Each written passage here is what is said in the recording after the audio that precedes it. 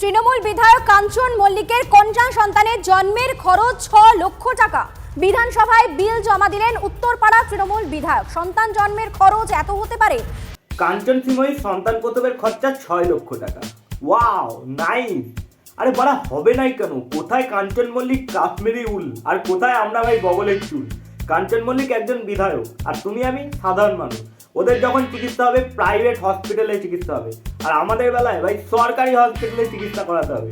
ওদের ভাই অপারেশন হবে সোনার চামচ দিয়ে, আর আমাদের অপারেশন হবে ছুরি কাঁচি দিয়ে। ওদের বেলায় প্রাইভেট বেড পাওয়া যাবে, আর আমাদের বেলায় বেড নেই, একটা বেডে 3 জন রুগীকে থাকতে হবে। ওদের বেলায় তুরন্ত চিকিৎসা হবে, আর আমাদের বেলায় হবে ভাই রুগী মারা যাবে, হসপিটালে কিচ্ছু হতে যায় না, তুমি গাড় মারাও।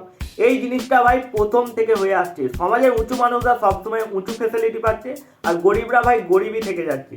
যাওয়ার মুভিটায় ওই হসপিটালের সিনটা যারা দেখেছো, এই জিনিসটা তারা আশা করি ভালোভাবেই রিয়েলাইজ করতে পারবে।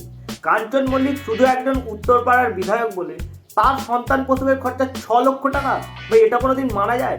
তোমার আমার ক্ষেত্রে ভাই সাধারণ মানুষের একটা সন্তান প্রসবের খরচা নার্সিংহোমে যদি ভালো নার্সিং করা যায় হার্ডলি কত খরচা হবে ভাই? 1 লাখ টাকা খরচা হবে, আমি এটা ধরলাম। 6 লক্ষ টাকা, এটা ভাই বাপের জমিদারি পেয়েছো তুমি? হ্যাঁ, अबे तू थोड़ा सा बहन का लोड़ा क्या? 2024 সালেরই ফেব্রুয়ারি মাসে কাঞ্চন মল্লিক বিয়ে করে, তাই তো? ফেব্রুয়ারি, মার্চ, এপ্রিল, মে, জুন, জুলাই, আগস্ট, সেপ্টেম্বর, অক্টোবর, নভেম্বর, তার মানে 10 মাস। মানে কাঞ্চন মল্লিকের দম আছে ভাই। এটা থেকে এটাই প্রমাণিত হয় রোগা ছেলেদের ভাই ওটা ভাই শক্ত হয়, ঠিক আছে? আরে মনের কথা বলছি, মন। রাজা জি, মানে কাঞ্চন মল্লিকের মধ্যে কিছু তো একটা ব্যাপার আছে। মালটা সব সময় ট্রেন্ডিং এ আছে। সেই ফেব্রুয়ারি মাসে ভাই বিয়ে করলো, 3 খানা এই নিয়ে 3 নম্বর বিয়ে করলো, আবার নভেম্বর মাসে বাচ্চাও হয়ে গেল। যেহেতু কাঞ্চন মল্লিক একজন উত্তরপাড়ার বিধায়ক, সে সরকার থেকে একটা স্যালারি পায় প্লাস মেডিকেল ফেসিলিটি পায়। তাহলে মেডিকেল ফেসিলিটির ঘাড় মেরে 108 করে রাখবো, এমনটা তো উচিত নয়। মানে এরা যেহেতু পলিটিক্সের একটা নেতা ভাই, দুর্নীতি করবো তো সব জায়গাতে করবো। বইয়ের বাচ্চা হয়েছে ভাই, সেখানেও দুর্নীতি চালাবো। আরে করবে নাই কেন? যখন মাথায় একটা বড় হাত রয়েছে, এটা বলা তো স্বাভাবিক। আর তুমি কি ভাবছো সরকার এই 6 লক্ষ টাকাটা সরকারের কাছ থেকে দেবে? বাল দেবে ভাই। তোমার আবার ট্যাক্সের টাকা, চাকরির নামে যেই এতগুলো সব লোক ঘুষ দিল, সেই ঘুষের টাকা থেকেই মেটাবে। আসলে দোষটা আমাদেরই, ভুল জায়গায় বোতাম টিপে ভুল লোককে ভুল জায়গায় বসিয়ে ফেলেছি। দেখো মারা, লঙ্কায় যে গেছে সেই রাবণ হয়েছে। ব্যাপারটা যে এই প্রথম ঘটছে এমনটা নয়। বুদ্ধদেব ভট্টাচার্য যখন মুখ্যমন্ত্রী ছিল, তখনও একজন বিধায়ক তার চশমার খরচা 30,000 টাকার বিল জমা দিয়েছিল বিধানসভায়। তারপর দিদি মুখ্যমন্ত্রী হওয়ার পর 2011 সালে একজন সমাজ কল্যাণ মন্ত্রী সাবিত্রী মিত্র চশমার খরচার বিল 1 লক্ষ টাকা বিধানসভায় জমা করেছিল। ভাই আগেরটা তো তবুও ঠিক ছিল, চশমার খরচা 30,000 টাকা মেনে নিলাম, কিন্তু ভাই কোন চশমায় 1 লক্ষ টাকা খরচা হয় আমি বুঝি না ভাই। চশমায় কি দূরবীন লাগানো ছিল, ডবল লেন্স লাগানো ছিল নাকি?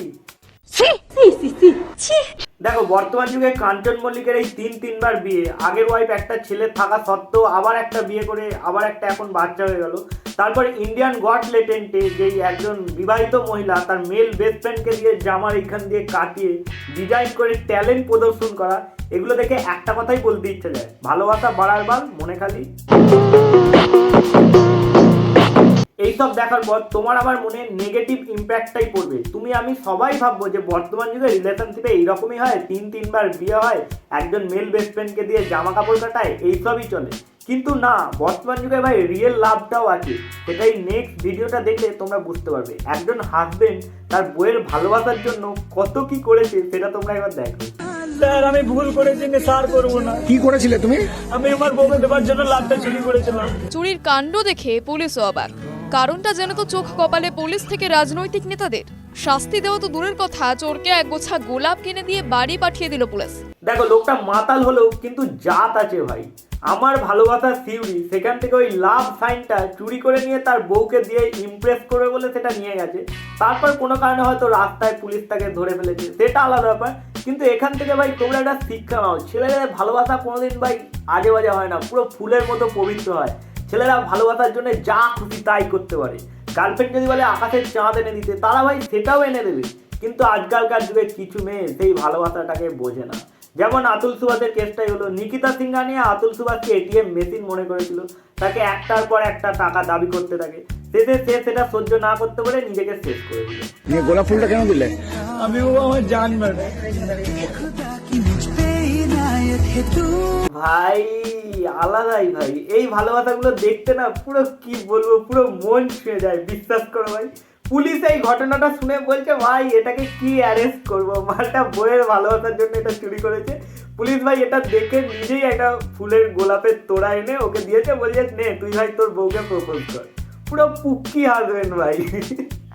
সমাজে এইরকম দুটো করে ভাই ভালোবাসার চোর থাকা উচিত ভাই। ভালোবাসার চোর যদি এইরকম থাকে তাহলে সমাজে অ্যাটলিস্ট খুন, ধর্ষণ, রেপ এগুলো ভাই কমবে, একটু হলেও কমবে। লোক এগুলো দেখে ইন্সপায়ার হবে ভাই। ঠিক বলেছো। নিয়ে গোলাপ ফুলটা কেন দিলে? আমি ও আমার জান ম্যাডাম। ও ভাই ওর জান ওটা, দেখেছো ওর বউকে কতটা ভালোবাসে ভাই। এরকম পুক্কি রিলেশনশিপ গুলো দেখতে না ভাই আলাদাই লাগে ভাই। বড় লোকদের কাঞ্চনসিময় রিলেশনশিপের থেকে এই গরিবদের ভাই ভালোবাসাটা পবিত্র হয়, পুরো ফুলের মতো পবিত্র। ওখানে ভাই কোনো খাদ থাকে না, কিচ্ছু থাকে না। আর বড় লোকদের ভাই রিলেশনশিপে চিটিং বা যে ওকে ছেড়ে দিয়ে আজকে নতুন জনকে বিয়ে করছে, এ আবার ওকে বিয়ে করছে, এ ছেড়ে দিচ্ছে, এই চলছে শুধু। আর এদের ভালোবাসাটা দেখো ভাই, এখান থেকে শিক্ষা নেওয়া উচিত কাঞ্চনের। আচ্ছা দেখো আমাকেও যদি তোমাদের কারোর ভালো লাগে তাহলে মেসেজ বক্স আছে, সেখানে আমাকে বলে দাও। নাহলে আমার ইনস্টাগ্রাম আইডি আছে, ইনস্টাগ্রামে মেসেজ করো ভাই। তোমার মন চুরি করার জন্য কি কি সমাজে আমাকে চুরি করতে হবে বলবে, সব চুরি করে নেবো। সোনা গয়না দানা যা আছে সব চুরি করে নেবো।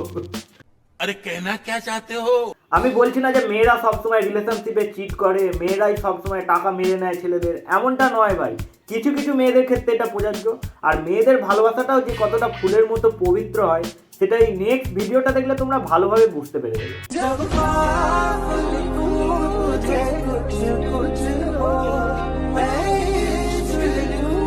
বিবেক সৃজনার এই স্টোরিটা আশা করি কম বেশি সকলেই জানো। বিবেক ক্যান্সারের 4th স্টেজে ব্রেন ক্যান্সারে আক্রান্ত ছিল। তো সেই সময় ডক্টর বলে দিয়েছিল যে বিবেক আর বেশি দিন বাঁচবে না। আর কেমোতে তার চুল ফুল সব উঠে গেছিল, সে হাঁটতেও পারতো না। সেই সময় সৃজনা তার চোখের জল না ফেলে শেষ পর্যন্ত তার পাশে থেকেছে, তার সঙ্গে সমস্ত সুখ দুঃখ ভাগ করে নিয়েছে। ভাই কটা মেয়ে এরকম পারে ভাই? সিরিয়াসলি এই স্টোরিটা প্রত্যেকটা কাপেলদেরকে ইন্সপায়ার করে।